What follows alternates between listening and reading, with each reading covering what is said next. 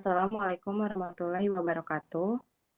Perkenalkan kami dari kelompok McDonald yang beranggotakan 5 kelompok, ada Kak Rosmila Yona, Adrianus Martin, Darliana Rizwa, saya sendiri Jihan Cantika, dan Samuel Octavianus.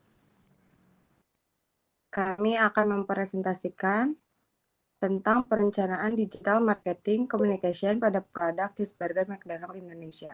Yang pertama adalah latar belakang. Saat ini jumlah pengguna media sosial di Indonesia telah mencapai lebih dari 180 juta orang. Kondisi ini membuat digital marketing menjadi strategi yang sangat efektif untuk menjangkau konsumen. Selain itu, digital marketing juga terbukti memengaruhi keputusan pembelian. Sebelum membeli produk, konsumen biasanya mencari informasi melalui media sosial, ulasan, maupun konten video.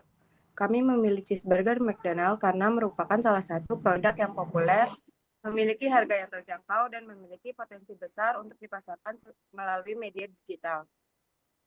Oleh karena itu, diperlukan perencanaan digital marketing communication yang tepat agar dapat meningkatkan brand awareness sekaligus mendorong penjualan produk. Selanjutnya, sejarah perusahaan dan produk. McDonald didirikan pada tahun 1955 di Amerika Serikat dan mulai hadir di Indonesia pada tahun 1991.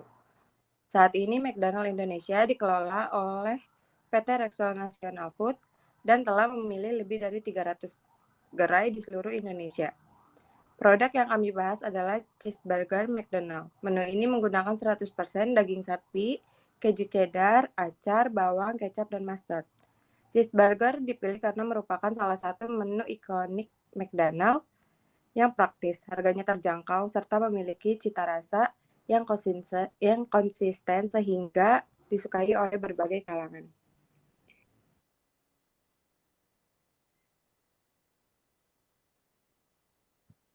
Untuk tujuannya, yang pertama itu menganalisis kondisi pasar dan perilaku konsumen digital. Yang kedua, menentukan target audiens yang sesuai. Untuk yang ketiga, menyusun strategi komunikasi di berbagai platform digital. Yang keempat, meningkatkan brand awareness dan minat beli. Yang kelima, mendorong keputusan pembelian melalui digital marketing terintegrasi.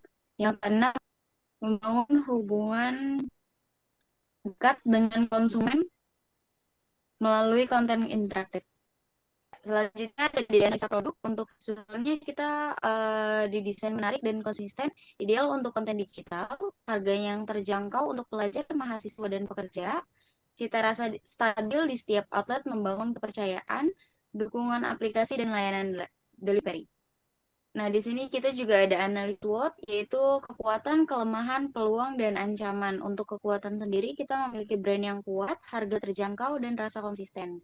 Tapi kita juga punya kelemahan, yaitu persepsi yang kurang sehat dan kurang inovatif. Untuk peluang yang ada pada saat ini itu tren digital, nostalgia, dan influencer, serta juga ada ancaman tersendiri bagi perusahaan kami, yaitu persaingan tinggi, tren hidup sehat, dan regulasi. Next, ada analisis STP. Analisis STP itu segmentasi, targeting, dan positioning. Untuk segmentasi, targeting, dan targeting demografis usia 17-45 tahun, pelajar, mahasiswa, pekerja, keluarga, semua tingkat pendapatan, terutama yang mencari harga yang terjangkau. Untuk geografisnya, seluruh wilayah bergerai McD lebih kuat di perkotaan dengan daya hidup yang sibuk. Untuk psikografis dan perilaku, gaya hidup dinamis, menghargai kecepatan dan kemudahan, pembelian spontan, loyal terhadap merek McD. Untuk targetingnya, itu target utamanya adalah keluarga, pelajar, target sekundernya itu konsumen nostalgia, strategi differentiated marketing. Selanjutnya ada positioning. Positioning ini kita ada konsistensi, ekonomis, dan emosional. Untuk konsistensi sendiri kita memiliki rasa yang tetap sama di setiap pembelian konsumen, Jadi tidak perlu ragu, untuk ekonomisnya kita harganya yang terjangkau di semua kalangan, dan untuk emosionalnya kenangan kebersamaan dan pengalaman masa lalu yang menyenangkan. Cheeseburger ini diposisikan sebagai burger klasik yang selalu enak, terjangkau, dan mudah ditemukan, bukan produk mewah, melainkan pilihan sederhana yang bisa dinikmati kapan saja. Di sini ada program Cheese Time, di mana cheese time berarti cheese atau produknya dan time berarti waktu atau momen yang digunakan. Nah, di mana nama ini mudah untuk diingat, cocok untuk hashtag TikTok, Instagram, Facebook, dan aplikasi McDonald itu sendiri. Untuk konsepnya bahwa setiap momen adalah waktu tepat untuk cheeseburger, di mana di waktu istirahat, berkumpul, belajar, bekerja, ataupun mengisi waktu luang. Untuk target audiensnya itu yang rentang usia 17 tahun sampai 45 tahun, di mana mereka aktif di sosial media digital, memiliki gaya hidup yang dinamis, dan mengutamakan kepraktisan. Untuk key message-nya bahwa cheeseburger McD praktis, lezat, berkualitas, dan terjangkau, cocok dinikmati kapan saja. Oke, kita masuk pada topik. Yang pertama ada digital advertising. Digital advertising menjadi salah satu strategi utama dalam memperkenalkan program Cheese Time kepada masyarakat. Strategi ini berperan dalam meningkatkan jangkauan kampanye sehingga informasi mengenai cheeseburger dapat dikenal oleh lebih banyak pengguna media digital. Penyampaian pesan dilakukan melalui konten visual yang menarik agar mampu mencuri perhatian audiens saat mengakses media sosial. Program Cheese Time memanfaatkan iklan berbayar di TikTok, Instagram, Facebook, dan YouTube yang menampilkan cheeseburger dengan konsep yang dekat dengan aktivitas sehari-hari. Setiap materi iklan menggunakan identitas visual Cheese Time agar kampanye memiliki ciri khas dan mudah dikenali oleh masyarakat. Yang kedua, ada digital promotion. Digital promotion digunakan sebagai strategi pemasaran untuk menawarkan berbagai promosi kepada konsumen melalui media digital. Strategi ini dipilih dalam program Cheese Time karena mampu menarik perhatian sekaligus memberikan nilai tambah melalui berbagai penawaran yang menarik. Dengan memanfaatkan media digital, informasi mengenai promosi dapat disampaikan secara cepat dan mudah. Taktik ini diterapkan melalui aplikasi McDonald, media sosial seperti Instagram, TikTok, dan Facebook, serta platform layanan pesan antar. Yang ketiga, ada digital direct marketing. Digital direct marketing pada program Cheese Time difokuskan pada komunikasi secara langsung dengan konsumen melalui media digital. Pendekatan ini dipilih agar informasi mengenai cheeseburger dapat diterima secara lebih personal oleh pelanggan yang telah terhubung dengan layanan digital McDonald. Berbeda dengan iklan yang ditujukan kepada masyarakat luas, digital direct marketing memungkinkan penyampaian pesan yang lebih relevan sesuai dengan kebutuhan konsumen. Program Cheese Time memanfaatkan aplikasi McDonald, email marketing, WA bisnis sebagai media komunikasi langsung dengan pelanggan. Yang keempat, ada digital personal selling. Digital personal selling dalam program Cheese Time menekankan interaksi secara langsung antara McDonald dan konsumen melalui media digital.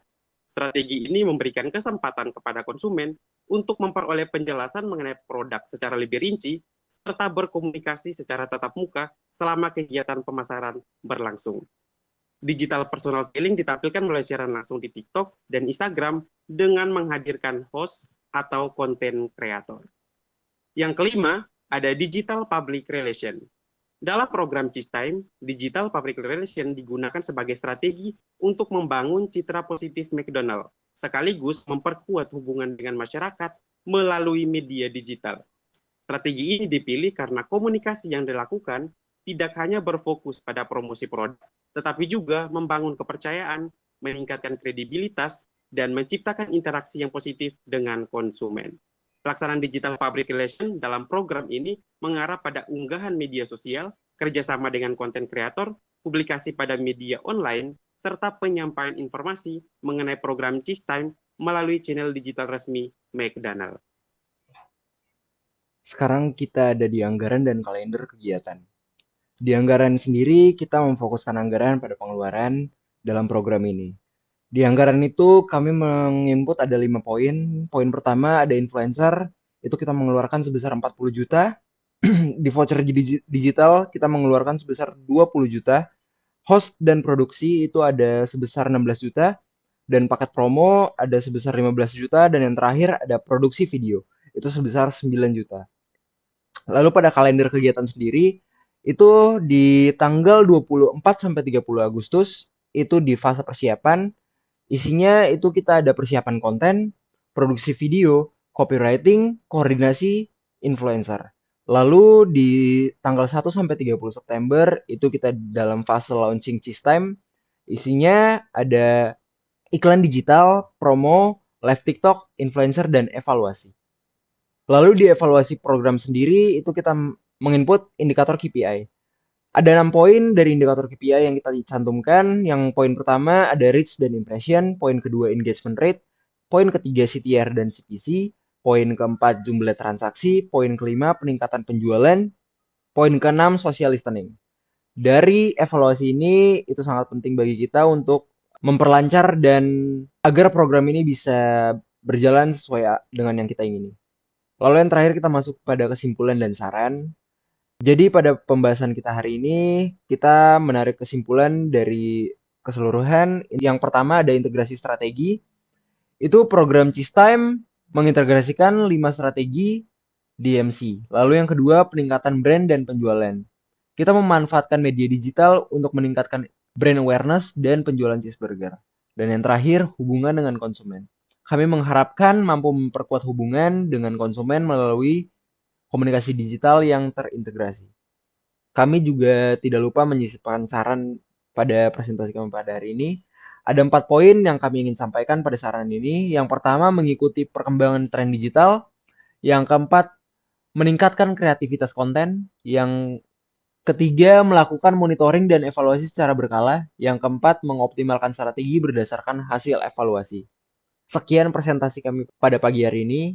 Semoga presentasi kami pada hari ini bisa bermanfaat buat kita semua dan bisa berguna dan menambah wawasan bagi kita semua yang mendengar dan menyimak. Assalamualaikum warahmatullahi wabarakatuh.